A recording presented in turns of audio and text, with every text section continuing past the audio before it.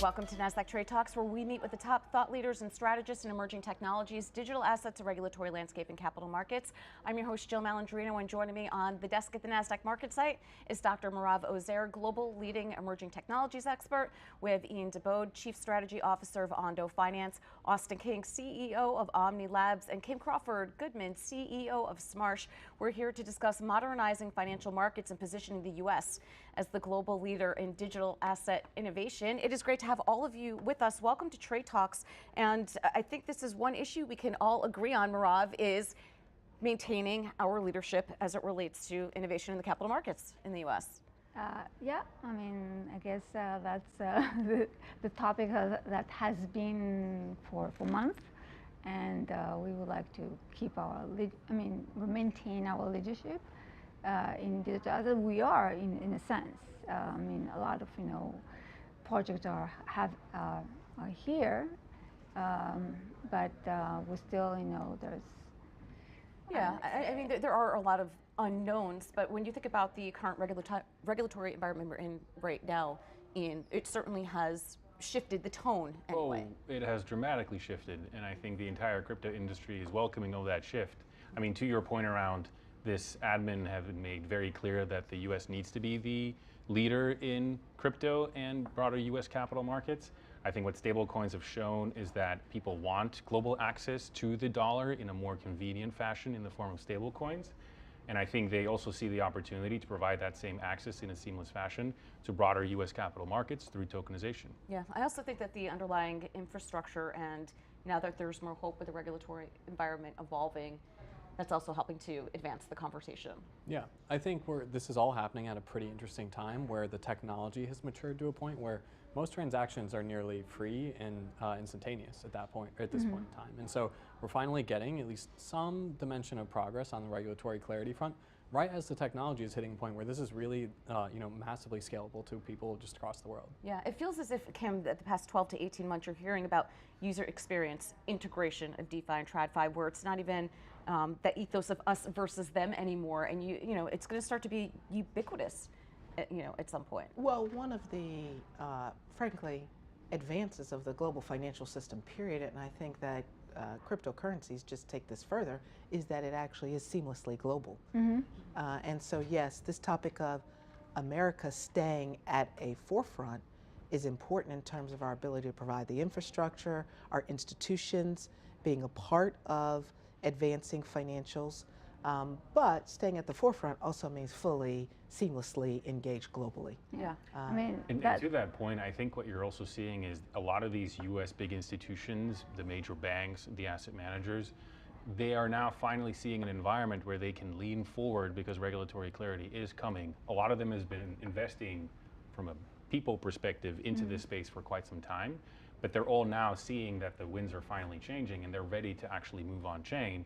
We're seeing that on our end with Ondo, a lot of big institutions coming to us, looking for the infrastructure, the services to actually move on chain and bring their traditional financial services to a global audience in a very different way on a new tech stack. But the large institutions have already been doing it. I mean, if you think about JP Morgan and Citigroup and all of that, and Goldman Sachs, they already have built this platform for the tokenization platform, whether it's Onyx, which became Kinexys, and Goldman Sachs, wants to, basically spin off, their end-to-end tokenization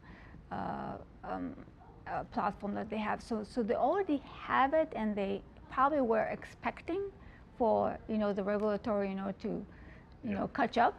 Right. But it's not that they were waiting for the regulation to happen. It's all private networks. Yeah. Right? And I think right now, for the first time, they're seeing an environment in which they can connect into public blockchain rails, which is historically where the distribution has been. So I think that's very exciting. Right. And also it's going to open up, because now, the closed ones, JP Morgan, and et cetera, they provide these services to the institutional client. It's not open to the masses. I mean, unless you are on a public blockchain, this is where you go.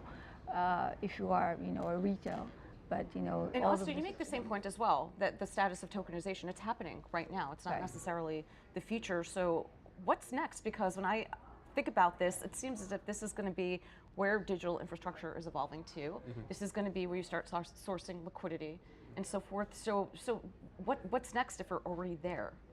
Yeah, like Ian was saying, momentum is being drawn towards these public networks right now, and a huge reason for that is the network effects that already exist there.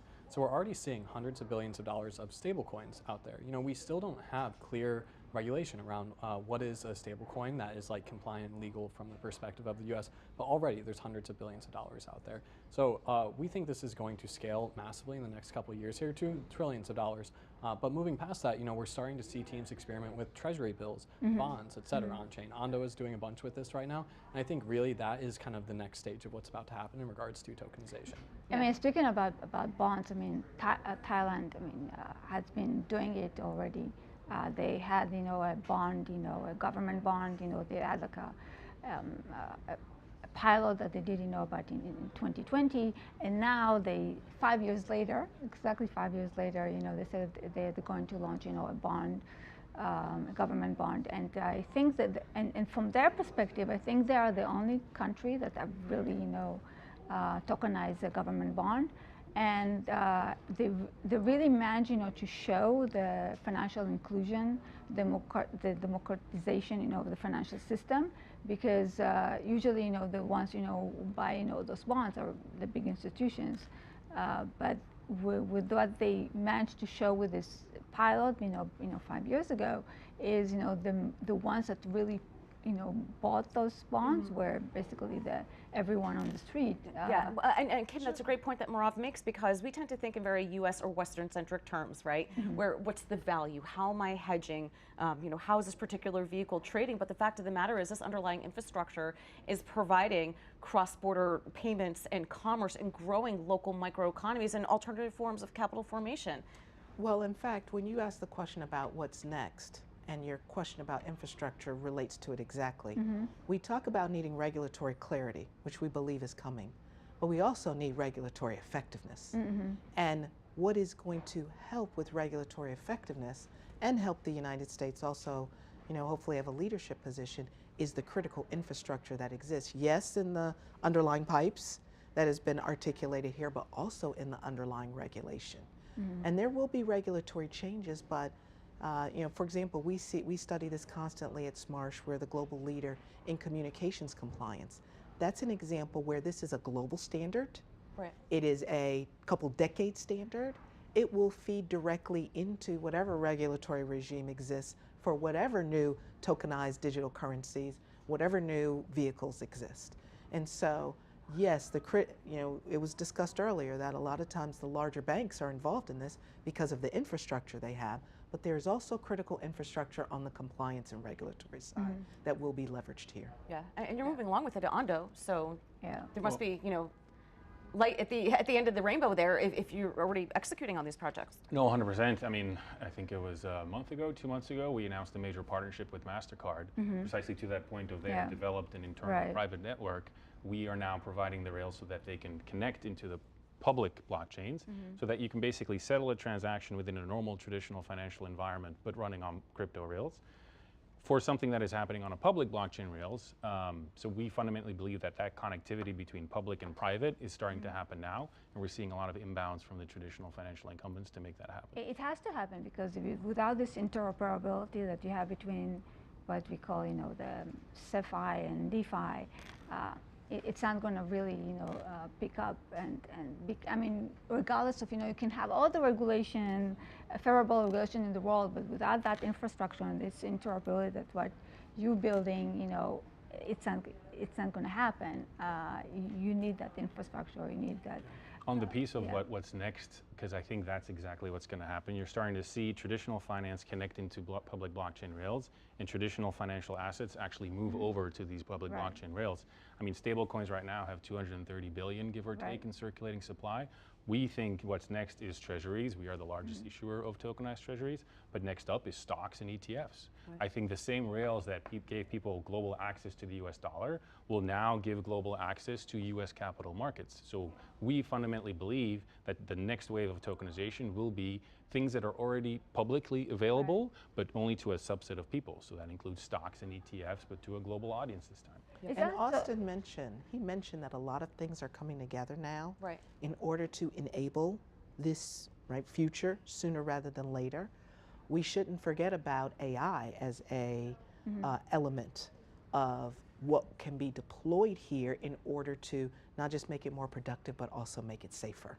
Yeah, I mean, that's a conversation that comes up, whether you're talking about data privacy, cybersecurity, the security of the blockchains, and protecting customer data and so forth.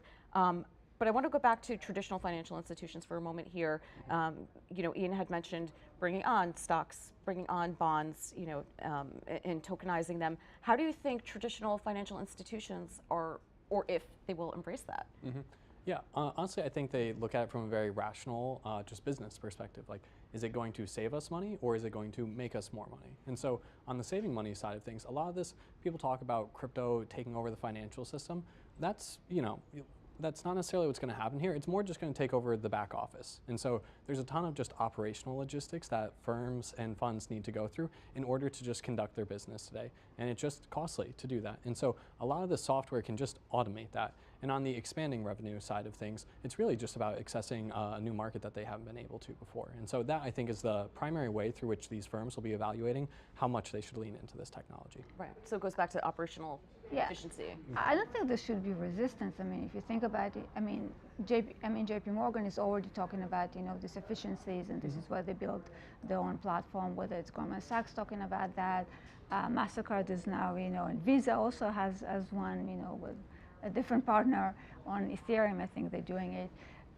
So they see the efficiencies, and this is why they are, are involved. I mean, but I think, what's still missing, and probably this is what you're working on with those institutions, is the seamless interoperability between the traditional finance and the DeFi. That's we haven't seen completely yet. I know now that's kind of like what a lot of companies are working on, because without that, that's not going to happen, because then it's still going to stay in the silo of only traditional and only the DeFi, but you have to bring them together in order for that to happen. And this is something I've been, my entire career has been focused on interoperability and just making it seamless to work across these different systems. Where I think we're going with this is we have interoperability, like the systems can talk to one another, but where we're still at is it's almost as if when loading a website, a user has to think about whether it's powered by Amazon Web Services or Google Cloud. We're keeping them like in the technical weeds. Next frontier here, I think, is really people just click a button and they get the financial service that they want. They don't care about what blockchain it's happening. It's like you don't care whether it's Nasdaq or New York Stock Exchange, when you buy a stock. No, we care about Nasdaq. Okay, sorry. No, but sorry. I know, I get what you're saying. The layman person, when they're buying a stock, they don't know where it is traded, They don't think about that. They don't think about that. So that's exactly what I mean. It's like, it's supposed to be like that. I don't care, where I buy this token, and all I care is that, I can do it, and I can do it seamlessly, on my phone. But the layperson does care about safety. 100%. So we're talking a lot about what is technically evolving and what's technically possible, and the excitement of that, with the United States being able to take advantage of it and stay a global leader in these connections. But to do that, we also have to make sure that it's safe, because when you talk about the layperson, some lay people are deeply involved and have been for many years, but some lay people are not. So that's why the engagement, I think, of the more traditional institutions and their regulatory infrastructure, their compliance, their capabilities, this is all vitally important. But how you tokenize and how you build that infrastructure is critically important. I believe we were the first ones to even issue something where a holder of a token had a security interest in the collateral that was held safely at a custodian, right? All of these things that people are used to in traditional finance in terms of investor protections, bankruptcy remoteness, all those sorts of things, the crypto world doesn't really know. But how you tokenize and when you put these things on chain, those things really matter, and how you design your infrastructure to support that is critically important. Well, I'm going to follow on to what Kim said there for a moment, and I was actually, this is a question I was going to pose to you. Sometimes we have to exercise patience here. right? Because just the technology is available doesn't mean you have to deploy it. What Right. problem are you looking to solve? Are you thinking cyber and privacy first when you're building out these products? Because to your point, at the end of the day, you know, the customer, like you had mentioned, are you using AWS or whatever server to do your search? I don't know. I'm not even quite sure how the back end works, to be honest with you. And we list those companies here. But I would agree with you. I think we have to take a privacy and cyber first approach, and that there kind of has to be, you know, a come to Jesus moment about Well, that. to your point, because we at Smarsh, we work with the vast majority of large global institutions. We work with small as well. And yes, they care about regulation, but more than anything, they care about what you said, which is the security and the efficacy, because their reputations are built on that. Right. And in the age of cyber threats, which come globally, their standards are even higher. So yes, these possibilities will come to pass, but they will come to pass with some of the most important players who can secure, who have the critical infrastructure, who can secure the delivery in a way that then the public is confident. I think that's the way. But there's some misconception. People think, you know, digital asset or the blockchain technology and DeFi and all of that is less secure. It's more secure rather than less secure. That's the whole concept of blockchain technology. If we go back to where it all started, and all the hacks that we hear about, they're off-chain, they're not on-chain. So if you really do what blockchain technology is all about, then and you explain that to people, you know, basically you're making it more secure, not less secure. And all these issues that you're talking about, privacy and security, this is where blockchain shines and AI not so shines. But you have to bring the technology into the system, so to speak. Yes, And but the technology can enable that. It's all about the implementation. It's not about the problem with the technology, it's about the implementation itself. Right. So But the strength of technology has to be implemented in a way that the existing critical infrastructure, they will work together. I think you and Ian are saying the same thing, but perhaps in a different way, where you have to understand your audience. Talking about transparency, accountability, traceability. Right. Those aren't traditional financial regulatory terms that people understand. They understand KYC, they understand custody, they understand you know, risk management and all. And I think the industry has to understand how to communicate that effectively. 100%. There is still a pretty big gap, I'd say, although it is shrinking, between how often traditional financial services and traditional systems think and work, right, within also a certain regulatory context, and how the crypto world has grown and how they think about decentralization. And I agree with you, in many instances they are safer, but being able to connect and bridge that gap and connect these different systems in a way that actually makes sense and ultimately helps the consumer so that it abstracts away a lot of these complexities, that's really the thing that I think is next, but I think we're very, very close. Those bridges are getting built right now. That communication is happening. The regulators are very interested in this particular ecosystem and are willing to craft those rules. But if you show them, you know, the transparency, the accountability, the traceability, I think they will come. And I think the industry has done a good job advocating for that, right? And that is how you're going to advance in these frameworks and in these policies, understanding, you know, what does it mean for my constituents? What does it mean for U.S. innovation leading the way? Those conversations weren't happening like that.